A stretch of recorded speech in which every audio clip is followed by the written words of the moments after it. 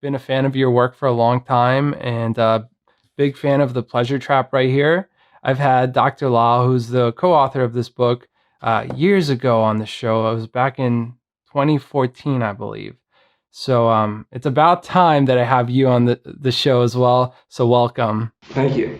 So for those that might not know you, maybe some might have read your book, but others might be meeting you for the first time today. So could you tell us a little bit about yourself and what kind of work that it is that you do? I'm the director of the TrueNorth Health Center, and for the last 36 years, we've been doing medically supervised water-only fasting in patients that have conditions like high blood pressure and diabetes and autoimmune diseases and lymphoma. We're a 501c3 nonprofit research-based organization. We do conduct clinical trials. We've been publishing materials in the peer-reviewed literature on the effect of fasting and particularly a whole plant food SOS-free diet. So we're using this whole plant food diet free of salt, oil, and sugar in order to sustain health after we've kind of rebooted the system with fasting. Fasting is kind of like rebooting the hard drive on a corrupted computer. It just kind of recalibrates everything, and then you put in good diet, sleep, and exercise, and the body does what it does best, and that's heal itself. And so the work that we do is we are a multidiscipline facility. We have medical doctors, chiropractors, osteopaths, psychologists. There's about 70 on staff right now at TrueNorth Health. We run around 70 inpatients plus outpatient practices. We even have a new telemedicine practice, phone coaching, where our doctors are available remotely to people. So they can go to our website at healthpromoting.com, log on, and actually talk to a doctor that's not an idiot and get good advice, hopefully. And that is, expectation of getting well. These are doctors that are using whole plant food, nutrition, and lifestyle medicine rather than pill, potions, and powders is kind of their approach to helping patients. And, so it's really gratifying work because unlike traditional medical care where people never get well, I mean, they tell you that. If you go to a medical doctor with high blood pressure, they'll tell you, oh, well, do what we tell you and you'll never get well. You'll be sick forever. You'll be on drugs the rest of your life because there's no expectation of getting well. Getting well isn't even part of the paradigm. Whereas what we're arguing is if you're willing to do really radical things like eat good and exercise and go to bed on time, maybe consider fasting, you can not only eliminate the need for medications, but actually resolve the hypertension and put that behind you. You can lose weight. You can normalize blood sugar levels. You can get rid of eczema and asthma and psoriasis. You can overcome lymphoma. But you have to be willing to do the things that actually result in healthful living. You have to do that stuff. For most people, they don't want to do that. They want to keep taking their drugs and just engaging in their short-term self-indulgent behaviors. But for the highly motivated patients that we work with, they're willing to pay the price of healthful living in order to be able to get and stay healthy. Yeah, definitely. Absolutely. That's really, it's an empowering thing for sure. And I believe you are the founder of True North. Am I correct in saying that? That's correct. What decided you to kind of branch out from like the mainstream medical system, if I may call it that, and go down this route? I mean, you're talking about medically supervised water fasting. Not a whole lot of places do that type of work. So what made you want to do that? Well, originally I was mostly by necessity. I was trying to figure out how to beat Dr. Lyle, our psychologist and the co-author of the book in basketball. Because, this is from fourth grade on, we would play and he'd always beat me badly. I mean, I practiced and I tried, but, he just was too good. And I thought maybe I could get an edge. So I started reading books on health, thinking if I got healthier, maybe I could, beat him. And I read Shelton's stuff and he talked about diet and health and healthful living and fasting. And I adopted diligently a whole plant food diet. The problem is it didn't help me because he adopted a whole plant food diet too at the same time. And here I am, 62 years old, still playing basketball with him, and he still keeps kicking my butt. I mean, it's just terrible. My only hope is I'm hoping he'll age out slightly quicker. So maybe when we get in our 70s or 80s, I'll eventually be able to beat him. Anyway, it got me interested. I was also inspired by my uncle, who was a medical doctor, who said that I should not go into alternative medicine, that those doctors were the worst thing on the planet, that better I should be a communist spy than get inspired by, those kinds of doctors. And that nobody in our family should go to see somebody like that, let alone become somebody like that. He thought that was the worst possible thing in the world. And I remember, because on my 16th birthday, he was screaming and yelling about it. My dad, after they sent him home, took me aside and he said, "Son, I don't know anything about this alternative medicine idea of yours, but anything that makes him that angry and mad, it can't be bad. So you stick to your guns." And I did, and ultimately went to school, went to chiropractic college in Oregon and osteopathic college in Australia, and ultimately came back and started doing this fasting supervision. The guy I trained with in the osteopathic college was using fasting to get people well, and I kept seeing people get well. It was mind-boggling because in school you're taught nobody gets well. You're just managing their aches and pains. And so we came back. My wife, Dr. Morano, and I started TrueNorth Health in 1984. In the last 36 years, we've had 20,000 people come through. And I have to say, I'm still amazed. It keeps working, It's like there's a connection. So what we've learned, though, is we try to focus on the people that are going to have the most dramatic results. So we take the conditions, what we call low-hanging fruit, people that are highly motivated, really willing to do what it takes to get well and stay well. What's frustrating is getting somebody well, but then they go back to smoking, drinking, and then get their problems back. So now we're trying to focus on people that are really willing to do what it takes to get and stay well so that we can get long-term outcome data and make our research look good. Right, right. Yeah, I got to say, I was not expecting that answer, especially in the beginning, but I'm glad I asked that question. I can relate though to what you're saying. I personally went through dietetic school, and I'm on my way to becoming a dietitian, but I gotta tell you, it was so frustrating to learn about all these standard practices and the so-called health benefits of meat and dairy, and then you go out to the real world, and once you kind of know what's going on, you can see a little bit more clear, and you find out that that is not the way. So I wanted to ask you, at True North Health, what type of patients do you guys normally work with? Well, we have two kinds of patients. We have people that are motivated by pain, debility, and fear of death. So they've got high blood pressure, diabetes, autoimmune diseases, cancer. And these patients are willing to do what it takes to get well just because they kind of have no choice.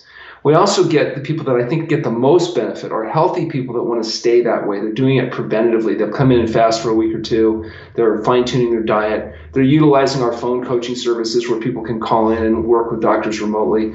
And so those are the people that I think are sometimes get the most benefit because they are preventing the problem before they get it rather than waiting until they're in deep trouble. Or people, maybe they've got some early onset disease, but now they're prepared to get off their drugs and make the changes that need to be made. And we've got doctors who can help them do that. One of the problems with conventional doctors is they're not really used to getting people off drugs because nobody's ever getting well. Once they put them on drugs, they just assume they're going to be staying on drugs. If not this drug, a different drug. And when they get side effects from one, they give them something to undo the side effects. Whereas our guys are willing to work with people on their diet, their lifestyle. We do pretty radical things, like we get them to sleep enough, get them to exercise, and get them to eat a whole plant food SOS-free diet. And when you do that, the results are really gratifying, and people do well. And once people get well, then there's then they don't have any problem. They understand it, they've experienced it, they see it. Mm-hmm, mm-hmm. Right, right.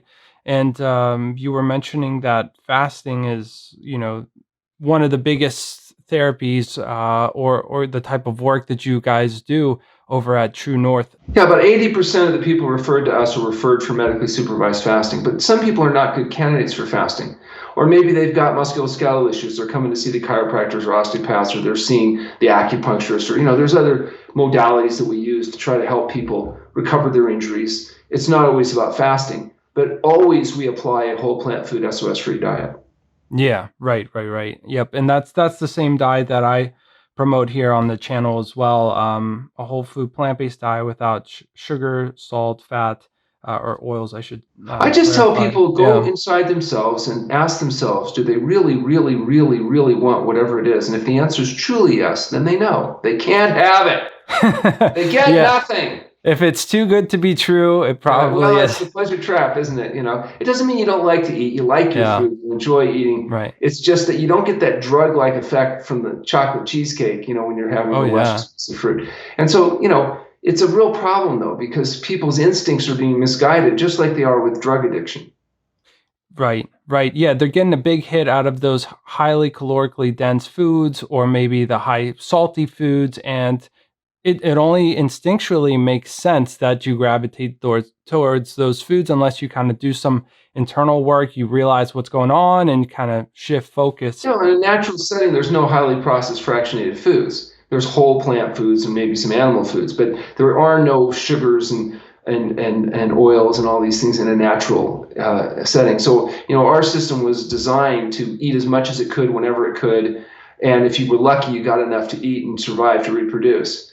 But now we live in an environment of abundance, not an environment of deprivation. And as a consequence, you can get too much. And particularly if you're eating these fractionated, highly processed foods, whether they be plant-based foods or animal-based foods, these highly fractionated, highly processed foods create the obesity that lead to the metabolic syndrome, which is why people are dying of heart disease, cancer, diabetes, autoimmune diseases, and even COVID-19. Metabolic syndrome is a major risk factor for dying from infectious disease, including with COVID. So, my opinion is we should be focusing on getting healthy so we're more resistant, not just to heart attacks and cancer, but also to infectious disease. Right. Yep. So I want to ask you then, how do you break out of that pleasure trap? Eating all those processed and highly calorically dense foods. How do you stop that? Well, the first step is to get educated. You really got to understand how things work. Okay, not the fantasy la talk that's so common out there from people pushing their pills and powders and products, but actually how it works. And I think one of the best tools is our book, The Pleasure Trap, Mastering the Hidden Force that Undermines Health and Happiness. And for people that don't like to read, they can listen to it now. There's an audio version out there. It's great. So I would get educated. Then adopt a whole plant food diet, get plenty of sleep and exercise. If you can do it on your own, you're probably done. If you can't, then come to a place like TrueNorth Health Center, get locked up, and get a little bit of support and do it under control. Or as an interim fact, work with a doctor that's not an idiot that will help encourage you to make changes and help you monitor the process and give you feedback. And that's why we do what we do. We've written books and we provide a website, TrueNorthHealth.com. We provide free consultations with people if they want to call and talk to me about whether any of this is relevant to them. All they got to do is go to our website, fill out the registration forms. I'll review their medical history and talk to them without cost. And if they need to work with a doctor in detail, they can use our telemedicine system, our health coaching system off our website. They can come to the center if they need to get medically supervised. And they can implement these changes. All the materials are freely available on the website. Everything that we know, everything we're publishing it's there. It's for their perusal. And if they implement the changes, it works. It's hard to do it, but it works, and it works consistently. And now what we're trying to do is publish in the peer-reviewed medical literature so that our colleagues in the medical profession will realize that there are options besides the pills, potions, and powders that they can recommend to their patients. And I'm happy to say that's starting to have an impact. We're seeing now we have a residency training site where physicians can come and train and they can learn how to use these kinds of things. We're getting published in major impact journals, which is really rewarding.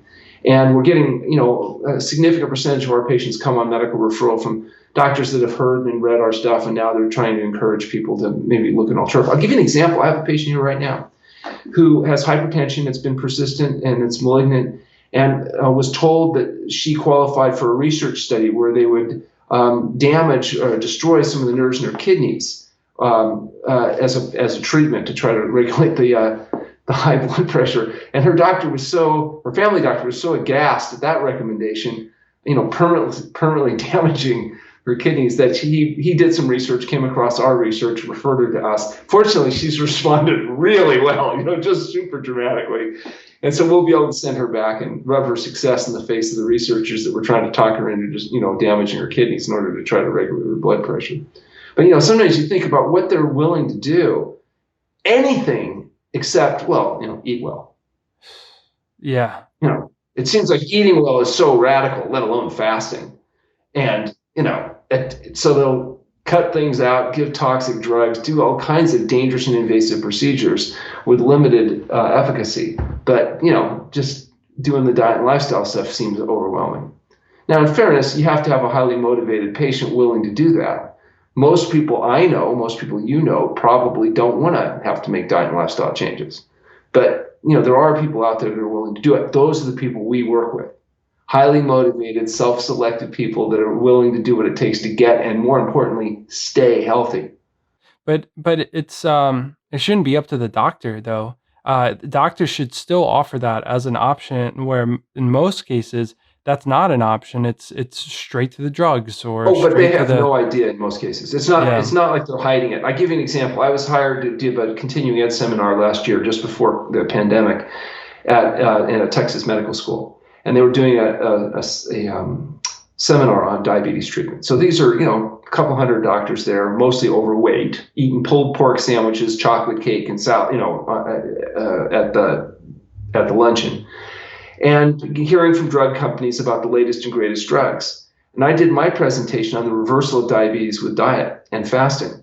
And one of the gentlemen came up to me afterwards. He says, "Well, this is really fascinating, son. I've been in practice 25 years. I've never had a diabetic get well before. 25 years of practice specializing in a condition, nobody gets well. Here, we're talking about people routinely getting well." Blew his mind. He said, "Maybe I should do some of this plant-based diet myself." Yeah, and one of the craziest things for me is like, a young professional like out there in the field is when I speak out about this stuff, it's like, what the heck do you know? You barely have as much, you don't even have a quarter of experience as much as like the person that's been here forever. And here I'm talking about all these simple things having larger impacts than these standard practices. I come off as crazy. You know what I mean? That's the most painful part about having this position. Do you know what radical? The word radical comes from radicus, which means root or cause. So you really are radical because you're trying to deal with the root or the cause. Let's face it, today we spend billions of dollars treating the leading causes of death: heart disease, cancer, and stroke. But nobody's even talking about the actual causes of death, the reason people get heart disease, cancer, and stroke. It's diet, tobacco, and alcohol. Yeah. So instead of spending all of our billions treating the consequences of it, maybe we should start refocusing on the actual causes of disease, which is actually what you went to school to learn, is how to prevent people from putting the wrong things in their mouth, which is ultimately going to lead to the leading causes of death and disability. And so theoretically, that should be the frontline intervention. The problem is you're not getting to people frontline. You're getting to them after they already have cancer, diabetes, and heart disease, trying to figure out what can you do to undo the mess. The real answer is prevent it. But you can't do that when they're starting to train these kids as little children on how to guzzle up the dairy products, how to eat the processed food, where they're serving this crap to them in the schools as part of their indoctrination program, where the dairy industry is one of the major providers of educational materials, supposedly, to students. So, right now you have vested interests that are trying to convince people to follow the status quo and antagonistically trying to interfere with your ability to educate people effectively. Yeah. Yeah. No, 100%. It's hard for that professor too in medical school or dietetic school to kind of break away from what they've learned and, what they're so proud of, where they've gotten themselves to. They've sort of adapted and made a mark for themselves at that point. And it's hard for people to change once they learn, like you mentioned, like when you grow up, you go to school, you get those little cartons of milk as part of your tray. You're thinking, you're doing yourself good, you're getting your calcium in. It's hard to break away from that. You know what I mean? Like you have to really dive into this. There's also a lot of disinformation out there, so it gets hard to filter out, fact from fantasy. Yeah. And so, that's a big challenge for people. So, what we try to do is, and it's why that we've gotten involved in trying to publish this outcome data in peer-reviewed journals so that it has a higher degree of credibility, so people can see that we're serious about trying to document it effectively. And, there is no, we don't do anything. Yeah. It's diet, sleep, exercise, and fasting. There is no pill, potion, or powder that's being promulgated to offer some magic, cure. Right. The problem is there's no pill, potion, or powder to offer magic cure. So, there's nothing to sell, and there's, it's not really that attractive. Two-edged sword. Business model. There's nobody going to sponsor it. There's nobody going to fund that research. So it's a bit of a challenge in that regard. Yeah. No, I hear you for sure. But yeah, going back to the pleasure trap.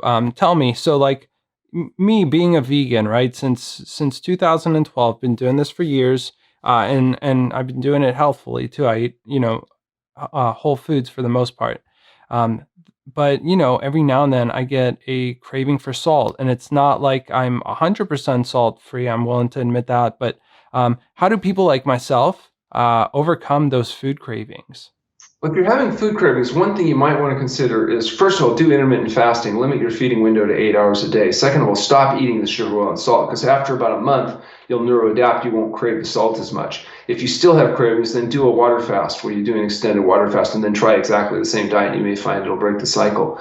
Be educated about the negative effect, for example, that salt has on passive overeating, which, for you may not be an issue because you're able to maintain optimum weight, but your patients that are having obesity issues aren't going to be able to maintain weight loss unless they're also controlling salt in many cases. Salt also affects the microbiome. So if you're concerned about maintaining optimum immunity and disease protection long term, you don't want to be putting a bunch of salt into a bacterially rich environment where salt acts as a powerful preservative, particularly in a concentrated format like that.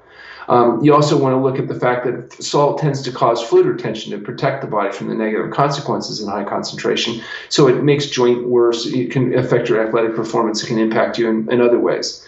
And the same thing with sugar, and the same thing with oil. So we crave all those things because we're little addicts, and we've been brought up with them when we like the effect, and that's the problem. And as far as vulnerability, some people are more vulnerable than others. It would be easier for you if you got exquisite pain every time you ate some salty or greasy food, because the pain would drive you away. But no, you're a healthy young guy. You can do just about whatever you wanted to do and still probably feel pretty good for now. So you have to do it intellectually, and it's difficult. Yeah. So what I would say is just pay really close attention to how you feel. And, my colleague, Dr. Lyle, would argue that trying to be perfect, sometimes you can get short-circuited, that the ego trap itself can sometimes be an important consideration, even more than the pleasure trap. So you have to know yourself. I argue that a lot of times it's easier to try to just stop it altogether and stop teasing yourself with these things than it is to kind of have to regulate it. Yeah. But for some people, they feel deprived, whatever. Maybe the occasional indulgence may work for their situation. I don't care what they do, as long as they get good numbers, they maintain optimum health, and don't screw up my long-term outcome data. Okay, I hear you. So, and I can see both sides, yours and Dr. Lyle's too. But Right.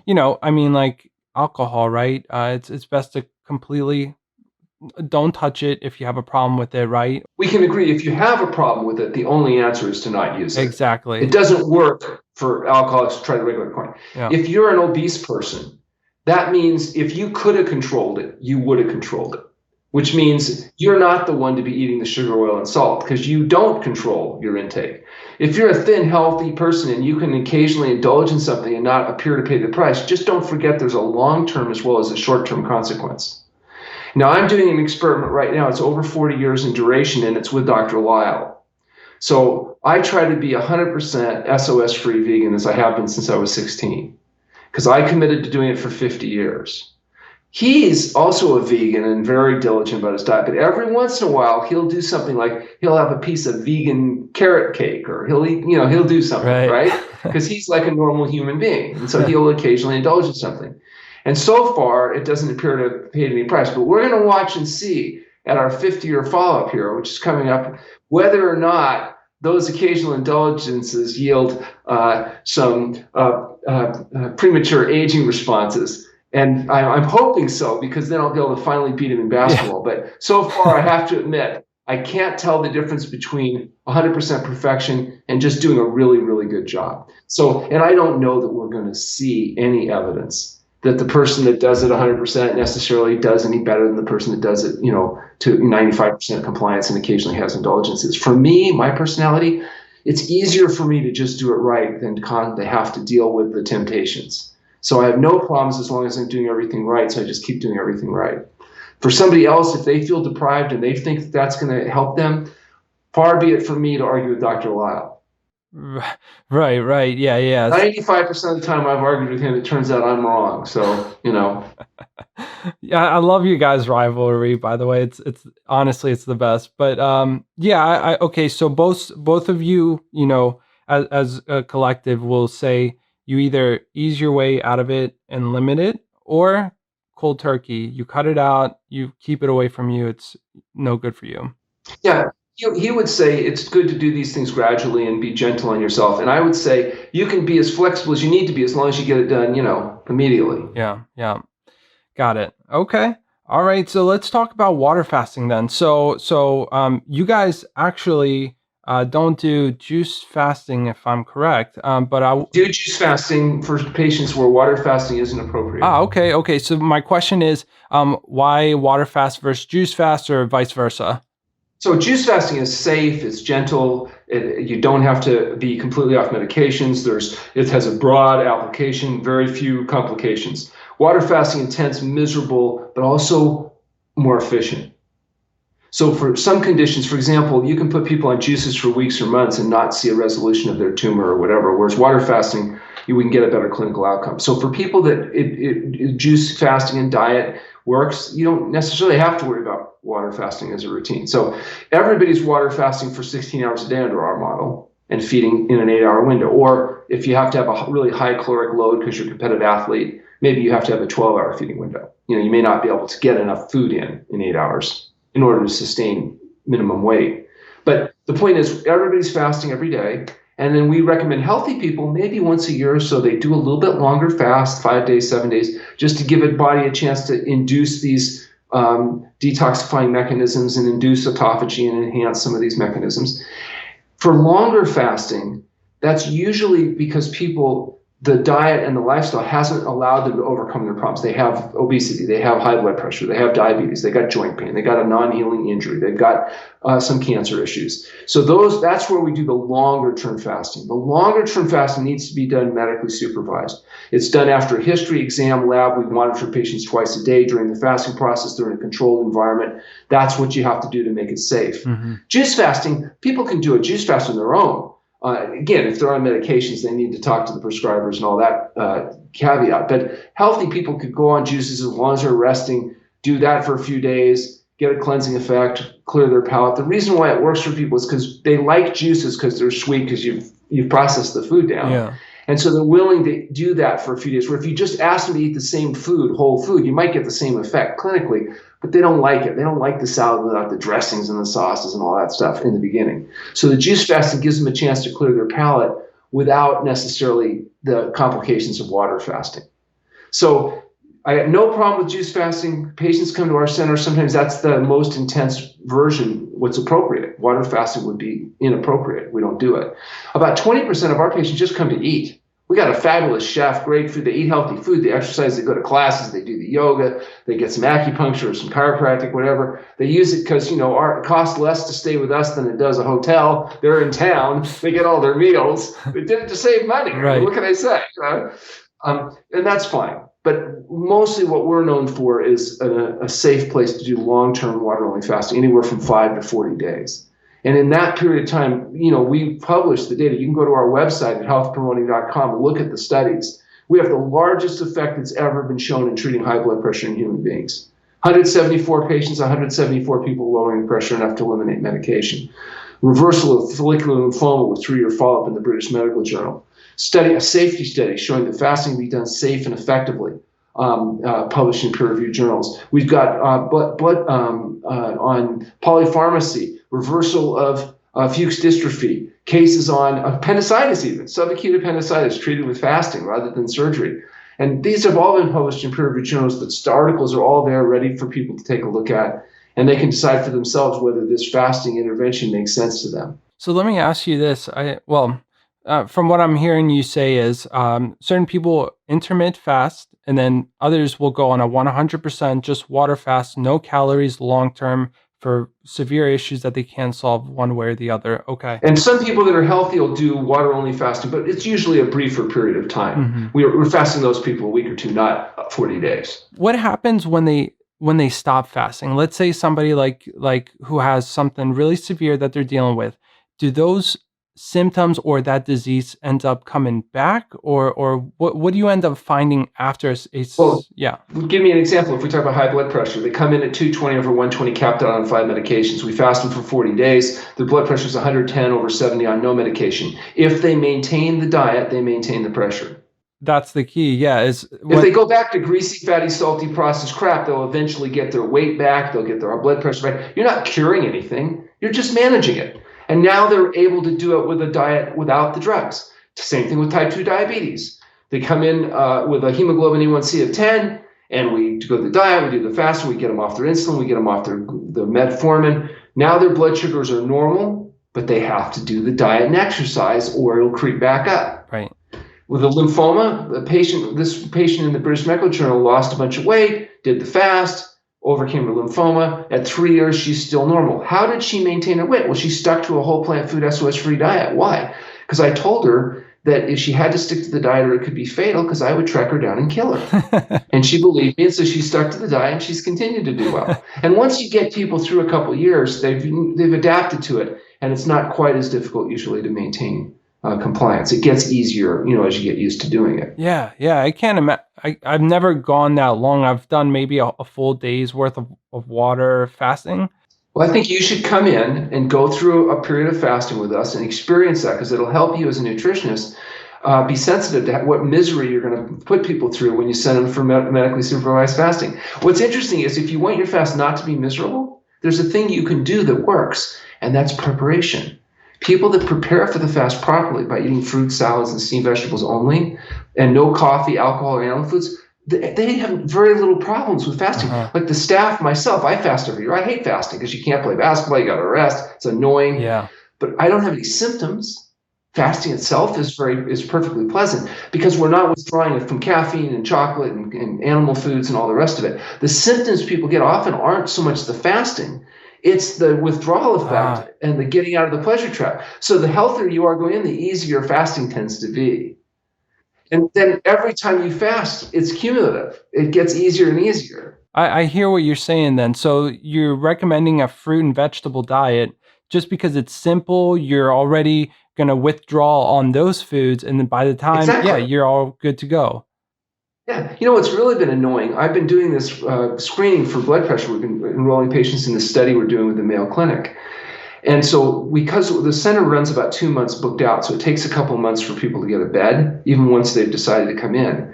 Well, they've been working through our telemedicine with our doctors remotely. And what's been happening over and over again is by the time they're ready to come in, they're already better because they've been doing the diet, screwing up my enrollments because they come in, their blood pressure's already normal. Right. They didn't even fast. It's because they've been following the whole plant food diet. Now, every once in a while, somebody, even though they've done the diet, it's still too high. And so for those individuals, fasting becomes really the only viable option. But for many people with mild levels of hypertension, the only problem we run into is you have to withdraw their medications or they start passing out from having hypotensive crisis because the stupid drugs, cause them to be dizzy and stuff when they don't need them anymore. And so, they've been working with our doctors remotely. Many of them are actually able to achieve health without ever even doing the fasting. But that doesn't mean fasting doesn't have potential utility. It's just that it's diet, it's sleep, it's exercise. That's the big kahunas. That's the big factors. Fasting is a facilitator. Now, some people, it's too hard for them to make those changes, or it gets too messy with the medication withdrawal. So they come in and we work that out for them in a controlled setting. If you're, seriously ill, even getting well can be complicated. But for healthy people that have early stage disease, sometimes, like I say, they can solve it without or maybe they'll do intermittent fasting at home where they're doing 16 hours a day, and maybe they'll do reduced calories a couple of days a week. Those kinds of programs you can safely do remotely are enough to get the job done. Yeah. Tell me how a typical day for you looks like diet-wise and all that. Sure. So I'm very fortunate. I work at the TrueNorth Health Center. So we have fabulous chefs, a great food trip. We have a farm. We have, it's all organic fruits and that. So we come in, there's this beautiful salad bar. So we usually have some greens and fresh fruit. We like to include lettuce, celery, cucumbers, and stuff with the fruit to slow down the rate that sugars absorb, provide extra fiber and mineral content. You maybe have something like a grain like oatmeal or maybe a corn and perhaps some flaxseed or something like that. So that's usually breakfast. And then lunch, I should say, first thing I do is I get up and I go to the gym to play basketball, except the COVID has closed the gym, so I have to play outside. Anyway, then go to work, do the breakfast, see patients. And then lunchtime, huge salad bar, fabulous salad bar, steamed vegetables, maybe a soup or some type of grain. So huge salad, big steamed vegetables, some type of potatoes, rice, or beans dish, usually from one of our cookbooks like the Health Promoting Cookbook or Bravo Express. And then dinner, if maybe you had starchy vegetables at lunch, maybe you have beans at night, whatever. There's a variety of foods, and we got hundreds of different things that the chefs make, and it's fabulous. And that's it. So I have 3 meals all within an 8-hour window. I eat as much as I can get in, and that's going to provide me the vitamins, minerals, protein, fiber. The only supplementation we do on vegan diets is some B12, 1,000 micrograms of methylcobalamin a day. And so it would be, and then, get home, finish work, do usually some stretching or strengthening or balance or something like that, because I'm 62 years old, so now you have to start working on all these balance things so you don't end up falling over and killing yourself or something. And then try to get to sleep and to get a good night's sleep to wake up and start the process over again. Yeah. Yeah. No, I'm sure that 8 hour of eating and then the rest, just kind of giving your body, to rest and recuperate, I'm sure that does a lot of good too. And over a long period of time, I'm sure that that's almost like water fasting, similar. It has Yeah. a very benefit. And once a year, I'll take some time off and I'll do a longer fast, which I do find very annoying, but I do think is really beneficial. Yeah.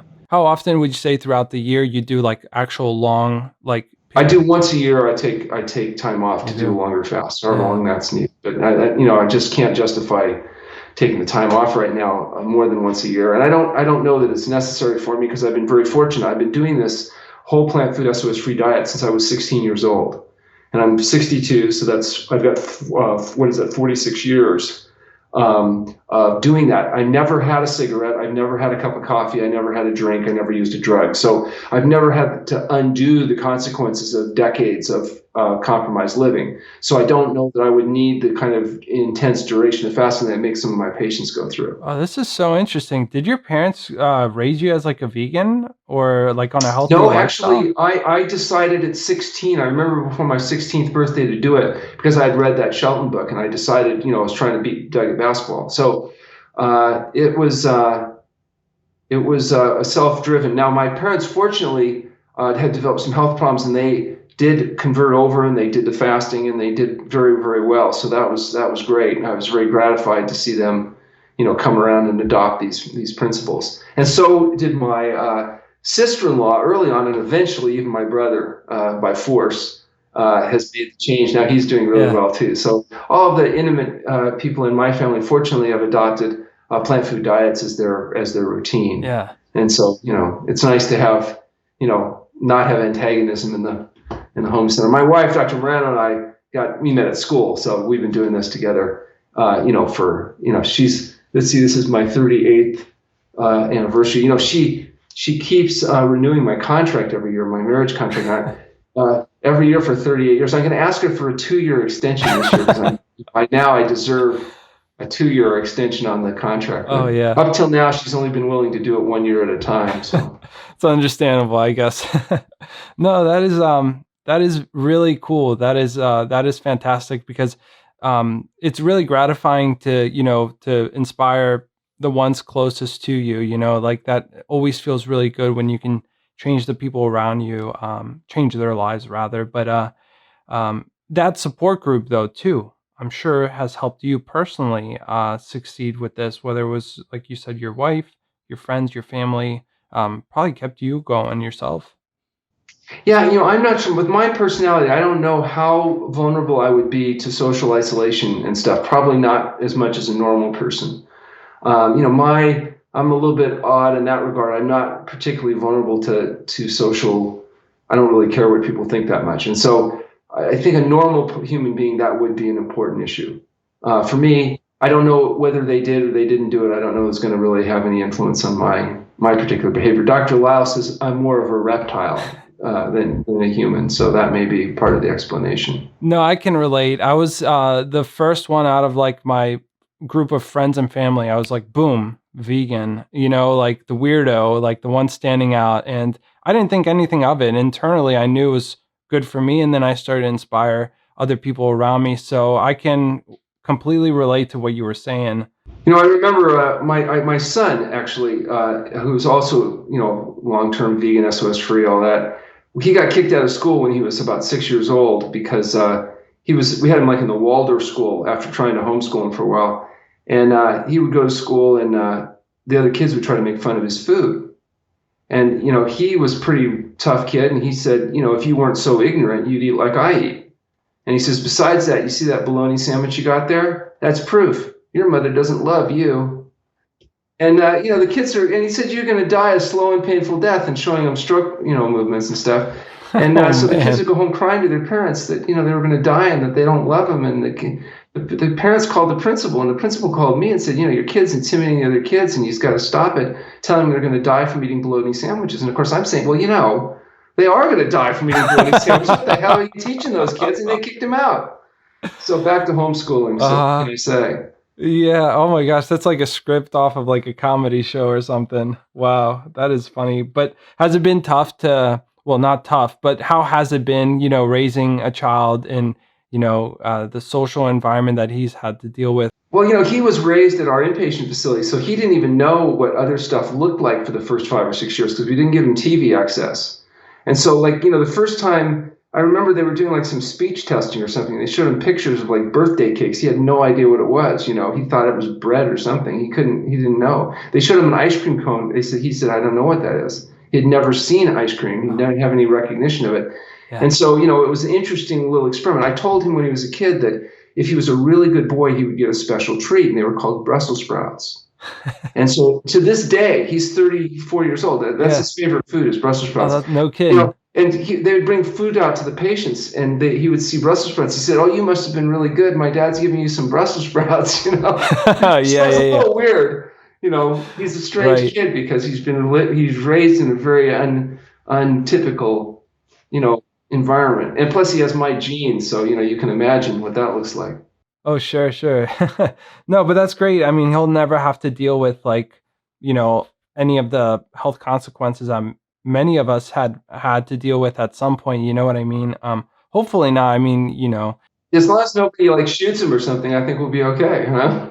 yeah, they exactly right, right. Okay, okay.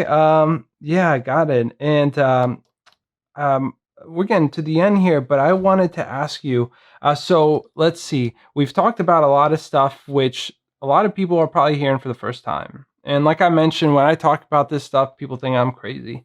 So tell me about any resources that are good to like kind of point people to, whether they're health professionals looking for more information or people who actually want to go on water Well, fasting. if you have health professionals that want to do something worthwhile with their life and go to heaven instead of hell, they can come and participate in our residency program. No cost. We provide room, board, and training.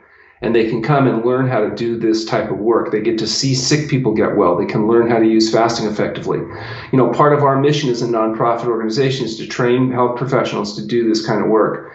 And we have doctors now that are opening up facilities doing fasting supervision around the country, so we can also refer people to the closest facility to them with doctors that we know and that we've trained. So for health professionals, and we're also interested, particularly in research-oriented people that want to do human subjects research. This is a really unique opportunity to be able to do human subjects research without having to jump through a lot of the hoops that make it difficult to do the kind of work you and I both know is important. We have our own IRB with federal-wide assurance that we sponsored that is made up of professionals that are familiar with fasting and nutritional medicine, so we can get studies approved when they're done appropriately. And we have a whole team. We have Dr. Myers, our PhD postdoc from Columbia, who's our director of research. We have an MD and another PhD that help our full-time staff that run our research department. So it's a really good opportunity. We have a lab with extraction. We can freeze at 86 below and strip stuff off everywhere and do all that kind of stuff. So health professionals, give me a call, and we will. And go to our website, fasting.org. We've got 500 some articles from the world's literature on fasting that have been indexed, and is about to launch a new site here in the coming week or so. For people that don't want to come to TrueNorth Health Center but want to learn about this, go to our website, TrueNorthHealth.com, and look at the videos, the lectures, the articles, all freely available. Use our telemedicine doctors if you want a doctor to get into the details with you. Again, just fill out the registration forms. You can call me with no cost. I'm happy to provide an initial phone screening consultation to direct you to the right kind of doctor or the right location, or to let you know whether this might be relevant to you. So no cost, just call in, fill out your forms, give me a call. I'll be happy to talk to you. And if we need to refer you to a doctor that can provide you more in-depth support, we've got a whole group of people that we vetted that are available to do that quite affordably. And read our book, The Pleasure Trap. It'll bend your mind. You know, you got it. There it is. Really disturbing book, but I think a really important one. Yeah, no, definitely one of my favorites. I think this book I've read a lot of nutrition books.